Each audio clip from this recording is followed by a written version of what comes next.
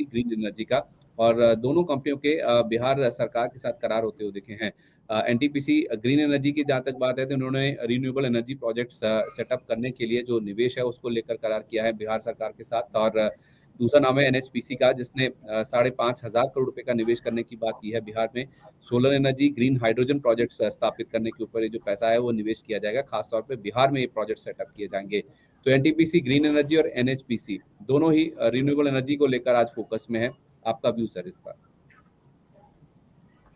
तो पहले मैं पिछले बात में एक बार बोलना चाहता हूँ, अगर किसी सेक्टर में कोई स्ट्रक्चरल चेंज आ जाता है, मान लीजिए कोई गवर्नमेंट पॉलिसी चेंज आता है जिससे सीधे सीधे उसके मार्जिन पर चेंज देखने को मिलता है, तो मैं बिल्कुल सर झुका करके इस बात को एक्सेप्ट करूंगा कि तुरंत आपको सेक्टर में आ जाना चाहिए।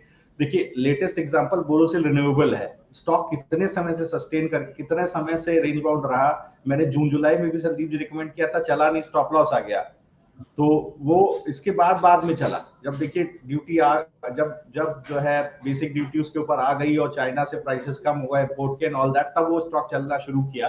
तो देखिए कई बार क्या होता है, स्ट्रक्चरल चेंज होंगे, टैक्स रिलेटेड चेंजेस होंगे जो ओवरऑल इनकम स्टेटमेंट को चेंज कर देंगे, आपके जो है ऑपरेटिंग एक्सपेंसेस को चेंज कर देंगे, टैक्सेशन को चेंज कर देंगे, आपका प्रॉफिट बिफोर टैक्स चेंज हो जाएगा, उसके ऊपर सफिशिएंट बड़ा इंपैक्ट पड़ेगा। तो बिल्कुल उस केस में जैसे आपने बोला, बिल्कुल जेएसडब्ल्यू स्टील में वैसे भी दिख रहा है, टाटा और दूसरे टाटा स्टील और दूसरे में भी कॉल लेना चाहिए, बिल्कुल मैं इस बात को एक्सेप्ट करता हूँ ना। कमिंग टू एनएचपीसी, देखिए यहाँ पर बेस है 73 से 80 रुपए का, मुझे लगता है ये जोन सस्टेन करना चाहिए। स्टॉक काफी गिर गया है, बिल्कुल रेंज बाउंड है, थका दिया है इन्वेस्टर्स को इसने।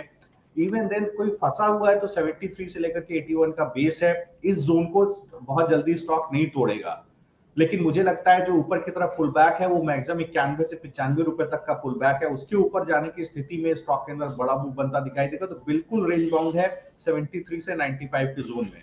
नाउ अगर आप एनटीपीसी ग्रीन को देखिए तो देखिए मुझे लगता है थोड़ा सा वैल्यूएशन स्ट्रेच हो गया था 155 रुपए के आसपास, वहीं पर देखिए 2 वीक में कंसोलिडेट होकर के बिकवाली हो गई। जो दर्शक देख रहे हैं मैं उनको जरूर कहना चाहता हूं, अगर आप आईपीओ की नई लिस्टिंग को ट्रैक कर रहे हैं तो आपको थोड़ा सा प्राइस एक्शन जरूर देखना पड़ेगा, फिर आप लगा के छोड़ नहीं सकते, तो वो एक गलत स्ट्रेटेजी हो जाएगी। तो देखिए स्टॉक ने साफ साफ बोला था एनटीपीसी ग्रीन देख के साहब मुझे एग्जिट कर दीजिए 150, 155, 145 के भाव पे। तो देखिए गिरावट आ गई, कोई बात नहीं, अगर अभी आप हैं तो अब आप 130 का स्टॉप लॉस डालिए। अगर उसके नीचे स्टॉक जाकर के फ्राइडे को सस्टेन करे तो बिल्कुल बेच करके हट जाएगा।